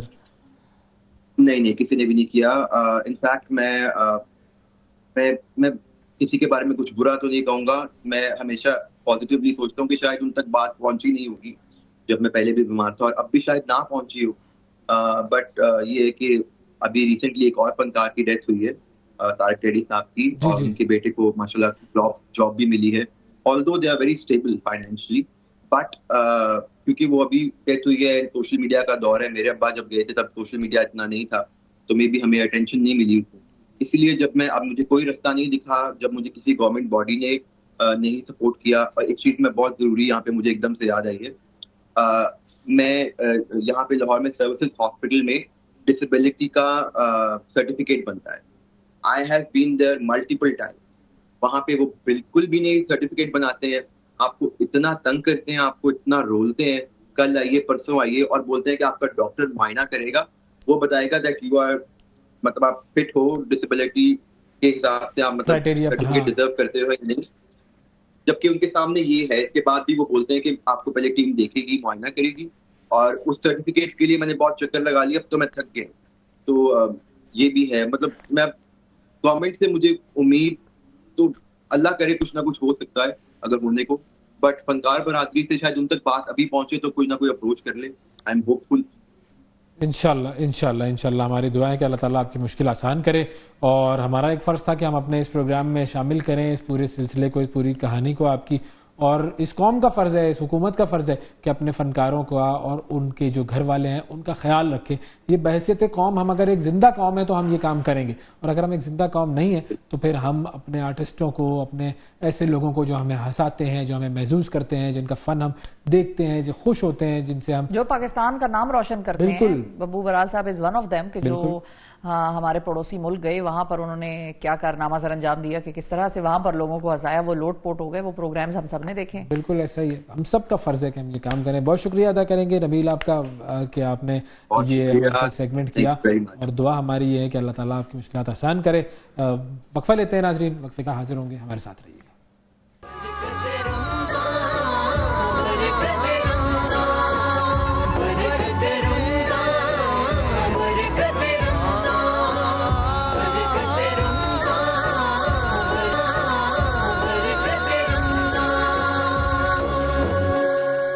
Welcome back جی. 17 رمضان المبارک یہ وہ دن ہے کہ جب مارکہ بدر جو ہے وہ برپا ہوا تھا, اور اس مارکہ بدر کے حوالے سے ہم سب بھی جانتے ہیں کہ ایک طرف وہ 313 مسلمان تھے کہ جو ایمان کے اعلیٰ ترین درجے پر فائز تھے, اور دوسری طرف وہ 1000 کفار تھے کہ جو کہ یہ سمجھ کر آئے تھے کہ آج ہم نے اسلام کو یا اس دعوت کو, اس تبلیغ کو, اس اللہ تعالیٰ کی وحدانیت کے پیغام کو ختم کر دینا ہے. مگر پھر کیا ہوا یہ سب جانتے ہیں, سب نے دیکھا. آج اسی مارکہ بدر کو ہم یاد کریں گے, اور اس کے حوالے سے ہمارے زندگی میں کیا ہم چیزیں امپلیمنٹ کر سکتے ہیں, کیا لیسنز ہیں, کیا میسیجز ہیں, راجہ ضیاء الحق صاحب ہمیں بتائیں گے. السلام علیکم. وعلیکم السلام ورحمۃ اللہ. ایسا بنیادی بات تو ہم سب جانتے ہیں کہ ایک طرف 313 بے سر و سامان, اور ایک طرف 1000 بہترین اسلحہ, بہترین ویپنری, تعداد میں زیادہ, اور وہ ایسے ہارے, ایسی شکست. اصل میں یہ میں سمجھتا ہوں کہ اللہ تعالیٰ جو مسلمانوں کی مدد کرتا ہے, کچھ ایسی خاص کرامات ہوتی ہیں جو کہ تاریخ میں رقم کر دی جاتی ہیں, اور جب بھی ہم اس کے بارے میں سوچتے ہیں تو ہمیں پتہ چلتا ہے کہ اگر اللہ رب العزت اس ٹائم پر یہ وکٹری مسلمانوں کو دے سکتے تھے تو اللہ کے لیے تو کوئی چیز مشکل نہیں ہے, وہ وکٹری آج بھی آ سکتی ہے, اور ہمارے لیے ایک بہت بڑی موٹیویشن کا باعث بنتی ہے. یہ واقعہ جو ہے یہ ہجرت کے 2 سال کے بعد پیش آیا, اور نبی کریم صلی اللہ علیہ وسلم نے اصل میں یہ جنگ بدر یا غزوہ بدر ہونی نہیں تھی. اصل میں یہ ایک ابو سفیان کا کیراوین تھا جو سیریا سے سامان لے کر, بہت ہی ویلتھ لے کر قریش کی موو کر رہا تھا. تو یہ اس کیراوین پر ریڈ ہونا تھا, اور ریڈ ہونا کیوں تھا, کیونکہ جب مسلمانوں کو جو ہے وہ مکہ سے نکالا گیا اور ان کو ہجرت کرنی پڑی تو ان کے سارا مال, اسباب, سب کچھ ان کو مجبوراً چھوڑنا پڑ گیا. ان پہ سینکشنز لگی ہوئی تھی, بہت زیادہ ظلم و ستم ہوگا, فائنینشیل بہت زیادہ ڈکلائن تھا. تو نبی کریم صلی اللہ علیہ وسلم کو اب یہ موقع ان کے پاس آیا کہ بھئی اگر تھوڑا بہت کچھ اس میں سے کچھ مال واپس آ سکتا ہے تو اس کا یہ ایک طریقہ کار ہے. کیونکہ اس میں بھی بڑی مسکنسیپشنز ہیں, اور لوگ ان واقعات کو کوٹ کرتے ہیں کہ یہ دیکھیں یہ مسلمانوں نے تو حضور صلی اللہ علیہ وآلہ وسلم نے جب وہاں سے نکلے ہیں مکہ سے تو یہ دیکھیں ریڈ کرنا شروع کر دیا, انہوں نے بزنس کو نقصان اور یہ تو بے جان نقصان پہنچانا شروع کر دیا. یہ بڑی ایک مسکنسیپشن ہے, بالکل غلط مسکنسیپشن ہے, کیونکہ اصل میں مسئلہ یہ تھا کہ مسلمانوں کو بالکل بے یار و مددگار کر دیا گیا تھا, اور یہ ایک ان کا ریٹیلیشن تھی کہ وہ جو کچھ ہمارے ساتھ ہوا ہے اس کے لیے ایک آٹے میں نمک برابر ریٹیلیشن ہے. جو آپ لوگوں نے کیا ہے, جو جانوں کا مالوں کا نقصان ہوا ہے, وہ تو اس کی تو کوئی مثال نہیں ملتی, لیکن یہ ایک ریکمپنس تھا. اب ہوا یہ کہ جب وہ پلان ہوا, نبی کریم صلی اللہ علیہ وسلم نے نہ تو نکلتے ہوئے کوئی اعلان کیا کہ بھئی سارے آ جاؤ, اور یہ جو جس نے آنا تھا وہ آ گیا. 313 اتفاقاً, وہ بس آپ کہہ لیں اللہ کی قدرت تھی کہ وہ 313 اکٹھے ہو گئے. آپ نے کسی کو نہ اس پر فورس کیا, نہ اگر کوئی نہیں گیا تو اس کو منع کیا کہ بھئی آپ کیوں نہیں گئے اور آپ کا ویٹ کر رہے تھے, کیونکہ یہ سمپل ایک ریڈ تھا, ایزی آپریشن تھا, کوئی لمبی چوڑی بات ہی نہیں تھی. 50 بندہ ایکسپیکٹڈ تھا کہ جی وہ کیراوین میں 50 لوگ ہیں, یہاں پہ 313 تھے. 313 اسلحہ لے جانے کی کیا ضرورت ہے, 313 لوگ ہیں تو مشکل سے, یعنی آپ کہہ لیں 70 اونٹ تھے, اور اونٹ بھی اس لیے تھے کہ بعد میں سامان واپس لے کے آنا ہے. 2 گھوڑے تھے, 1 تلوار تھی اور 1 شیلڈ تھی, باقی جو ہے وہ ڈنڈا ہے یا کوئی ایسی لاٹھی ہے, اس طرح کچھ بھی نہیں تھا. یعنی کہ ان کو پتا تھا کہ بھئی سمپلی وہاں پہ پہنچ جائیں گے 313, تو انہوں نے کہتے ہیں ہینڈز اپ کرتے ہیں, انہوں نے کہنا بس ٹھیک ہے جی ہم جنگ نہیں چاہتے تو چلو یہ آپ لے جاؤ اور بس بات ختم. اچھا ہوا یہ کہ ابو سفیان کو خبر پہنچ گئی, کیونکہ آپ کو پتا ہے کہ مدینہ کے اندر منافقین بھی تھے, اور یہ فرق جو ہے نا یہ آپ کو مکہ اور مدینہ میں ملتا ہے کہ مکہ میں نا منافقین کوئی نہیں تھے, کیونکہ اس ٹائم پہ اسلام میں آنا مطلب آپ کے حق میں نہیں تھا. یعنی دنیاوی اعتبار سے اگر آپ اسلام میں آ رہے ہو تو آپ کے اوپر سینکشن لگے گے, آپ کو مارا جائے گا, آپ کو ٹارچر کیا جائے گا. تو کسی کے دنیاوی فائدے میں نہیں تھا اسلام میں آنا. لیکن مدینہ میں نا جب پاور آ گئی, اتھارٹی آ گئی, ایک ریاست قائم ہوگی, اس ٹائم پر آپ کے لیے فائدہ مند ہو گیا کہ مسلمان بن جاؤ لیکن اندر اندر سے فائدہ اٹھاتے رہو, اور اندر اندر سے جو ہے نا وہ اپنی جو گیم آپ کر رہے ہو وہ آپ کرتے رہو. تو کسی نے جا کے ابو سفیان تک یہ بات پہنچا دی. ابو سفیان ظاہر سی بات ہے اس ٹائم پہ مسلمان تو نہیں تھے, تو ان کو جب خبر پتہ چلی انہوں نے کہا, تھے بڑے ذہین, انہوں نے کہا جی اب فوراً سے پلان جو ہے وہ بیک اپ کی طرف کیا جائے, اس کاروان کو ڈیفرنٹ جگہ پہ راؤٹ کیا جائے, اور فوراً سے پہلے ابو جہل کو خبر دے دی جائے کہ بھئی محمد صلی اللہ علیہ وسلم جو ہے انہوں نے ایک لشکر جو ہے وہ 313 کا روانہ کر دیا, اور ان کو ذرا غیرت دلائی کہ تمہارے مال پہ حملہ ہو رہا ہے, تمہارے اسباب پہ حملہ ہو رہا ہے, تم لوگ کب تماشا دیکھتے رہو گے, تمہارے ساتھ یہ. تو اس پہ جو ہے نا ابو جہل نے کہا کہ ہم تو بھئی اینٹ سے اینٹ بجا دیں گے اور ایسی کی تیسی کر دیں گے. اور ابو جہل نا ویسے بھی تڑپ رہا تھا کہ کسی طرح سے مجھے جو ہے نا موقع ملے کہ میں ایک ہی دفعہ سے مسلمانوں کو صفاقتی سے مٹاؤں. اس نے وہاں سے 1300 کا لشکر روانہ کیا, 1300 کا. اب یہ لشکر روانہ ہوا, دور سے جب ان کو پتا چلا, اچھا نبی کریم صلی اللہ علیہ وسلم تک بھی خبر پہنچ گئی کہ جی ابو سفیان جو ہے وہ کاؤنٹر اسٹریٹجی آ رہی ہے, وہاں سے وہ لوگ جو ہے نا آ رہے ہیں. تو انہوں نے بھی اب فیصلہ کیا کہ بھئی اب تو مسئلہ ڈیفرنٹ ہو گیا. لیکن تب تک خبر یہ بھی پہنچ چکی تھی کہ ابو جہل روانہ ہو گیا. اب یہ آپ کہہ لیں کہ عزت کا معاملہ بھی ہے اور سب کچھ. تو نبی کریم صلی اللہ علیہ وسلم نے وہاں پہ صحابہ کے ساتھ اعلان کیا کہ دیکھو ہم تو گئے تھے کسی اور مشن پہ نکلے تھے, اب مسئلہ یہ کہ وہاں سے ایک لشکر روانہ ہو چکا ہے اور ہمیں یہ اس مقام پر, بدر کے مقام پر یہ ہمیں مل جائیں گے. تم میں سے جو شخص اب مشورہ دے کہ اب یہاں کیا کرنا چاہیے. میں تو البتہ جاؤں گا, نبی نے اپنی انٹینشن بتا دی, میں تو جاؤں گا, یہ تو کام کرنا پڑے گا, اللہ کے دشمن وہاں سے آ رہے ہیں. تو صحابہ نے بڑی خوبصورت بات کی, مہاجرین نے بھی اور انصار نے بھی. انہوں نے کہا کہ یا رسول اللہ ہم آپ کے ساتھ وہ سلوک نہیں کریں گے جو بنی اسرائیل نے موسیٰ علیہ السلام کے ساتھ کیا تھا, کہ جب جنگ کا وقت آیا تو انہوں نے کہا تم اور تمہارا رب جا کے لڑ لو, ہم یہاں پر انتظار کرتے ہیں. تو یعنی جب مال غنیمت کی باری تھی تو ہم آپ کے ساتھ تھے, تو جب اب مال غنیمت نہیں ہے اور جان داؤ پہ لگ گئی ہے تو اس میں ہم کہیں نہیں آپ خود ہوئیں تو ہم ذرا دیکھتے ہیں, اگر مال غنیمت آ گیا تو چلیں لے لیں گے, نہیں ہوا تو کوئی مسئلہ نہیں. تو سارے جانے سار تھے. تو انہوں نے کہا یہ ہم نہیں کریں گے, ہماری جانیں آپ کے لیے حاضر ہیں, ہماری جانیں قربان ہیں. سب وہاں سے روانہ ہوئے. اچھا ابو سفیان کو جب پتا چلا کہ جی نبی کریم صلی اللہ علیہ وسلم جو ہے ان کا میں بھی پلان چینج ہو رہا ہے, شاید وہ جو ہے نا لشکر واپس جا رہا ہے, انہوں نے آگے سے انفارم کر دیا ابو جہل کو کہ آپ لوگ لشکر واپس کر لیں, یہ کیونکہ میں نے تو اپنے آپ کو تو بچا لیا, وہ لشکر جو ہمارا اپنا کیراوین تھا اس کو میں نے ڈیفرنٹ روٹ پہ لے گیا ہوں, تو اب ہمیں کوئی خطرہ نہیں ہے, آپ واپس گھر جائیں. ابو جہل اتنا ڈھیٹ آدمی تھا, اس نے کہا کہ واپس تو ہم کبھی بھی نہیں جائیں گے, یہ جو موقع ہمارے پاس آیا ہے, میں تو محمد صلی اللہ علیہ وسلم اور اس کے فوج کو ایک ہی دفعہ ختم کر کے چھوڑوں گا. اب ہم تو روانہ ہو گئے, اب ہم واپس اپنی عورتوں میں جا کے یہ نہیں کہیں گے کہ جی ہم تو گئے تھے اب خالی ہاتھ واپس آئے, اب تو کسی کے سر لے کے آئیں گے. اس کی بھی کنوکشن کہہ لیں, کنوکشن کہہ لیں, لیکن اس کا ایک ایم تھا کہ یہ مجھے کرنا ہے بھائی. بالکل, اور وہ اس یقین پر تھا کہ میں اس دفعہ تو, کیونکہ اس کو پتا تھا 313 ہم 1300 کا لشکر ہے, تو کوئی ایسا مقابلہ ہی نہیں ہمارا. اور وہ جنگی ساز و سامان ہے, کیونکہ یہ لوگ تو باقاعدہ نیت کر کے نکلے تھے نا جنگ کی, پورا اسلحہ اور سامان اور اونٹ اور گھوڑے اور جو کچھ بھی تھا, تیر تلوار سب لے گئے تھے. اچھا ادھر سے کیا ہوا, پھر جب یہ لشکر روانہ ہوتا گیا تو ان میں سے 300 جو ہے وہ پیچھے بیک فائر کر گیا کہ جی چلو ہم تو واپس جاتے ہیں. 1000 کا لشکر بہرحال آگے چلتا گیا. نبی کریم صلی اللہ علیہ وسلم اب فائنلی یہ لشکر دونوں جو ہیں جا کے بدر کے مقام پر ملتے ہیں. اس دن اللہ رب العزت نے مسلمانوں کو ایک بڑی خوبصورت نیند دے دی, سارے آرام سے سو گئے سوائے نبی کریم صلی اللہ علیہ وسلم, جو ساری رات اپنے رب کے سامنے رو رو کے دعائیں کرتے رہے اور کہتے رہے کہ یا اللہ یہ فوج ہم سے بہت طاقتور ہے, ان کے نمبرز ہم سے بہت زیادہ ہیں, اسلحہ بہت زیادہ ہے, ساز و سامان بہت زیادہ ہے, لیکن یا اللہ اگر آج یہ ایمان والے ختم ہو گئے نا تو اس کے بعد اس زمین پر تیرا نام لینے والا کوئی نہیں ہوگا.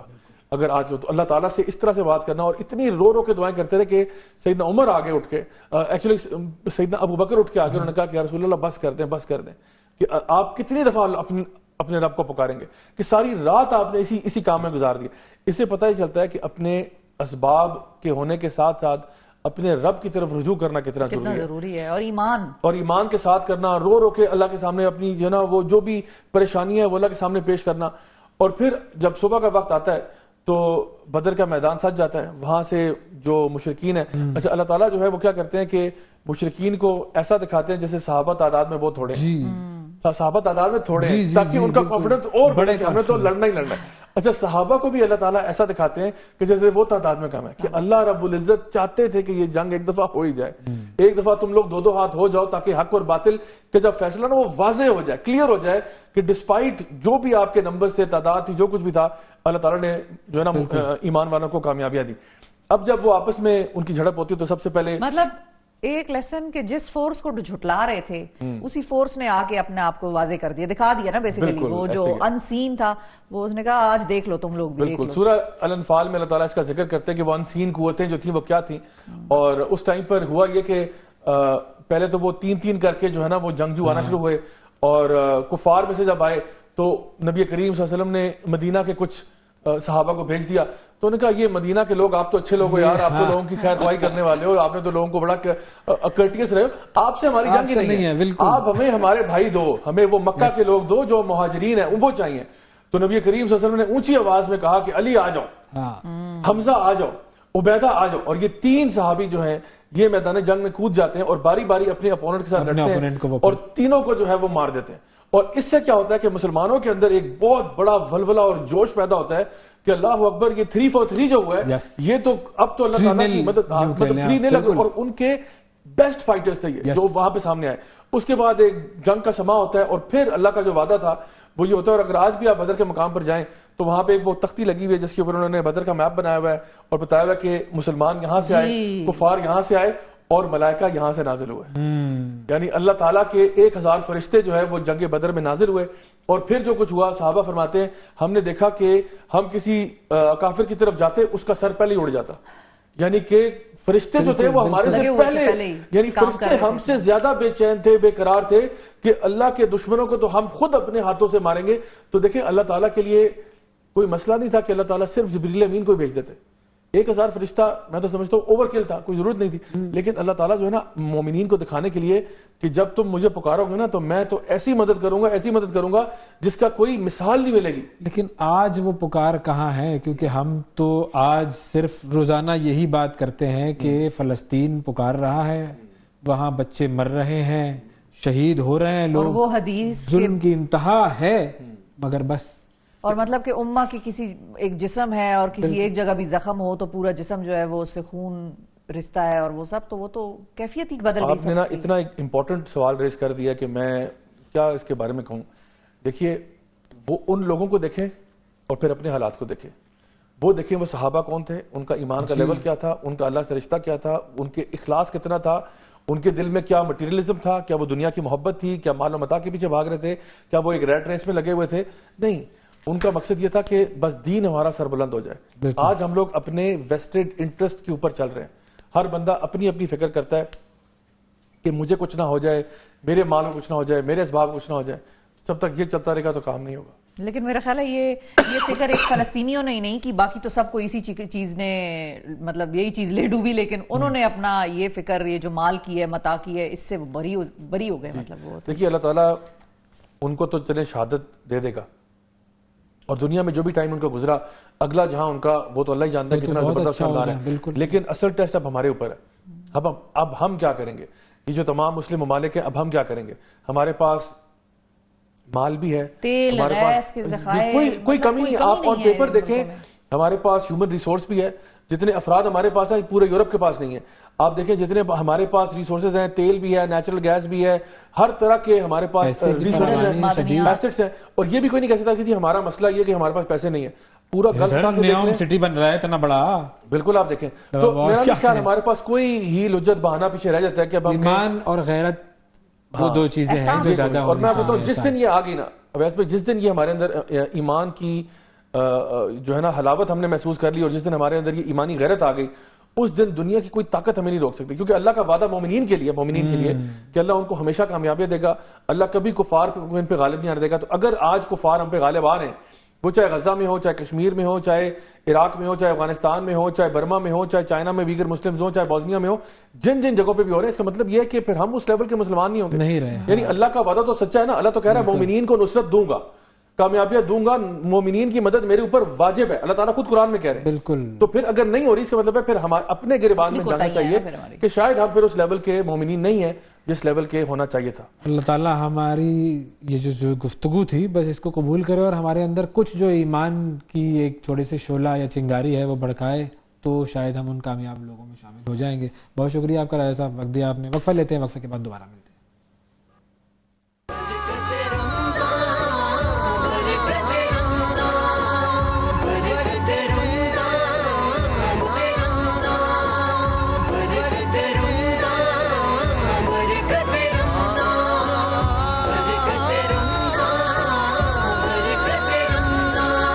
ویلکم بیک جی. مارچ کا مہینہ کولوریکٹل کینسر کا مہینہ ہے اور آج ہم اسی حوالے سے بات کریں گے کہ یہ کیا بیماری ہے. ڈاکٹر محمد فروخ صاحب ہمارے ساتھ موجود ہیں جو کہ کنسلٹنٹ آنکولوجسٹ ہیں شفا ہاسپٹل, شفا انٹرنیشنل ہاسپٹل میں. ان سے جانتے ہیں کولوریکٹل کونسل کے حوالے سے. السلام علیکم سر. السلام علیکم جی.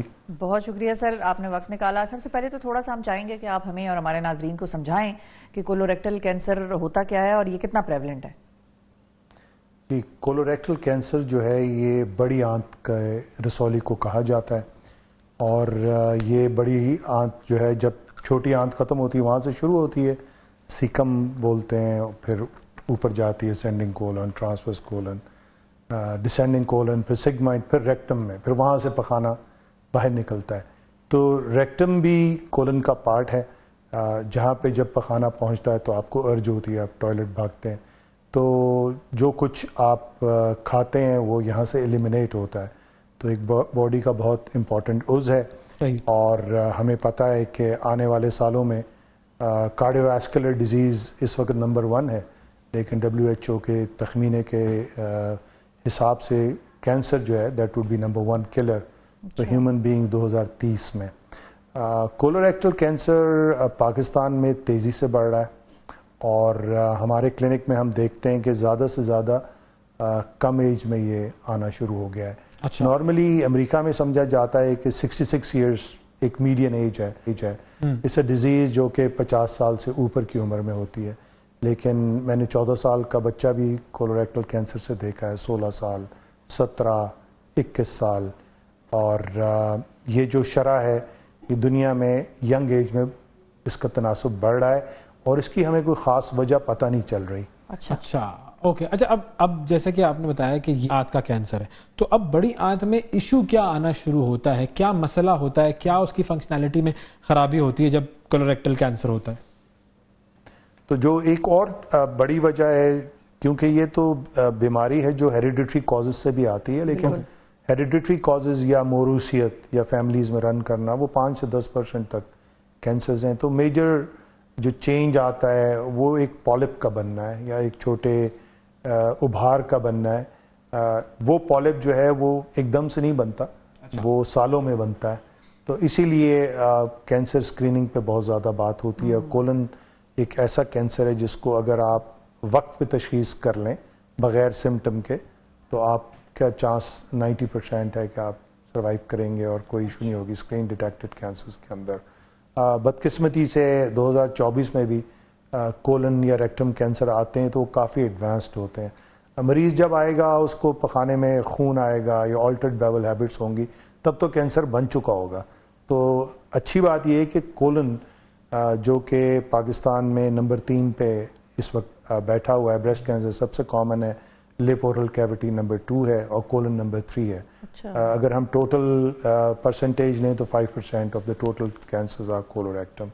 جب آپ کی سمٹمز آنا شروع ہو جاتے ہیں تب تو کینسر بن چکا ہوتا ہے, تو ہمیں اس سے پہلے اسے پکڑنا ہے.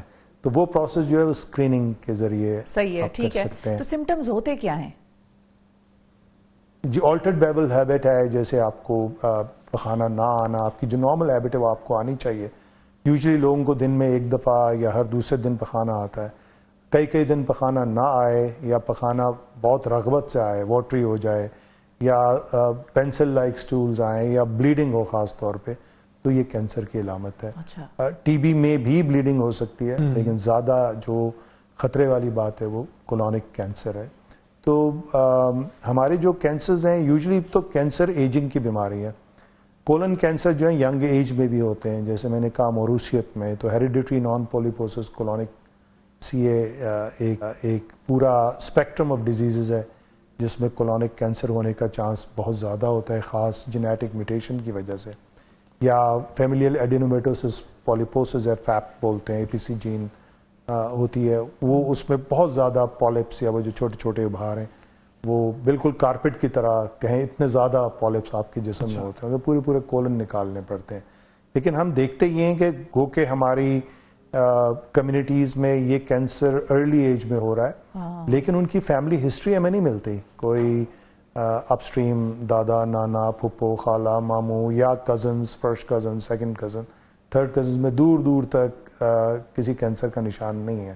تو اسی لیے میری سمجھ تو یہی ہے کہ ہماری جو ڈائٹری ہیبٹس ہیں ان کو ہمیں چیک کرنا چاہیے اور اپنے لائف سٹائل کو چینج کرنا چاہیے. بیسیکلی ڈائٹری ہیبٹس کی وجہ سے اور بہت ساری بیماریوں کی آ رہی ہوتی ہیں, تو وہ جو لائف سٹائل مینجمنٹ ہے وہ بہت بہت ضروری ہے. اچھا, اب اگر اس بیماری کو جیسے ارلی سمٹمس کی بنیاد پر کسی طریقے سے ڈیٹیکٹ کر لیا گیا اور پتہ چل جائے کہ یہ ارلی اسٹیج پر ہے اور اب آپ نے اس کا ڈائگنوسس کر لیا ہے, تو اس کا علاج کتنا مشکل ہوتا ہے؟ کیا یہ کمپلیٹلی کیوریبل ہے؟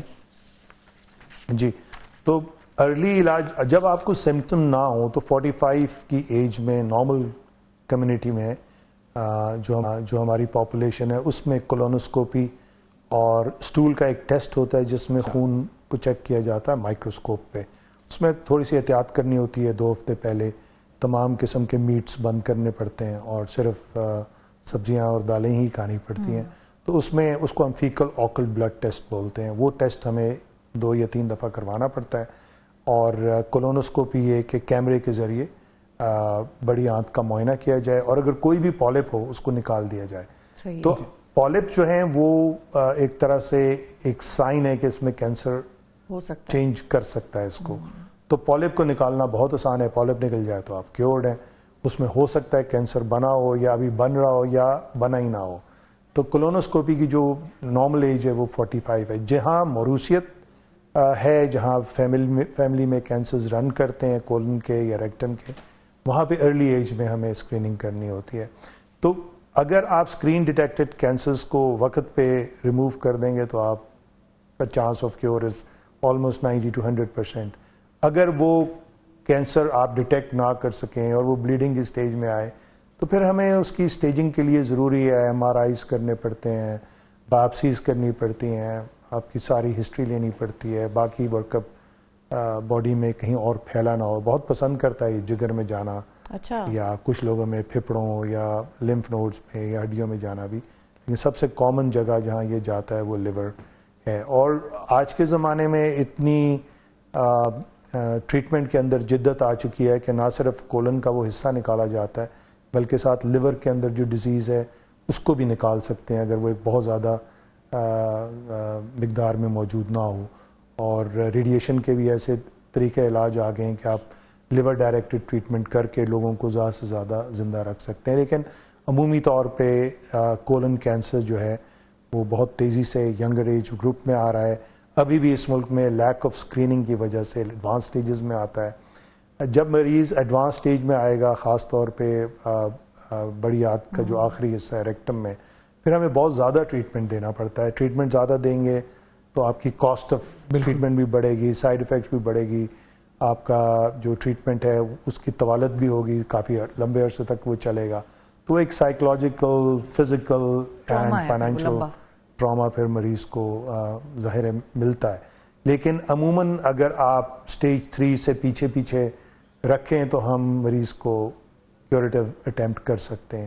سٹیج 4 کے اندر بھی جو ڈیزیز بہت زیادہ پھیلی نہ ہو اس کا chance of reaching 5 years is still 40%, جو کہ جو طب ہے اس میں یہ بہت زیادہ جدت آنے کی وجہ سے یہ فگرز ہمیں ملی ہیں, ورنہ سٹیج 4 تو یوزلی انکیوریبل ہوتی ہے. بالکل ٹھیک ہے جی, بہت شکریہ ڈاکٹر محمد فاروق صاحب ہمارے ساتھ موجود تھی اور کولوریکٹم کینسر کے حوالے سے بات ہو رہی تھی. اب ظاہر ہے بیماریاں جو ہیں وہ اللہ تعالیٰ کی طرف سے آتی ہیں, علاج کروانا ہم سب کا فرض ہے, لیکن سب سے امپورٹنٹ چیز یہ کہ ہم اسکریننگ کرتے رہیں. بالکل اپنی طرف, اپنے جسم کی طرف, اس کی طرف نظر رکھیں, معائنہ کریں. کہیں آپ کو کوئی باڈی پہ لمپ نظر آتا ہے, کسی جگہ آپ کو خواہ درد محسوس ہو رہا ہے, تو یہ نہ کریں کہ وہ میں نے فلاں چیز کھا لی تھی یا وہ لگتا ہے پیٹ میں گیس ہو گئی ہے, یہ بڑا ہوتا ہے عام طور پر. یہ فرض ہے کہ آپ اپنے آپ کا اپنا خیال رکھیں. ڈاکٹر کسی مقصد کے لیے بنتے ہیں اور کسی مقصد کے لیے وہ اتنی پڑھائیاں کرتے ہیں, تو ان کا فائدہ اٹھائیں. دنیا میں ڈاکٹرز موجود ہیں, ان کا فائدہ اٹھائیں, اپنے آپ کو بھی بچائیں اور اپنے گھر والوں کو, پیاروں کو بھی اپنے دکھ سے بچائیں. اور اپنا یہی میسج ہے جی, یہی میسج ہے, اپنا خیال رکھیں.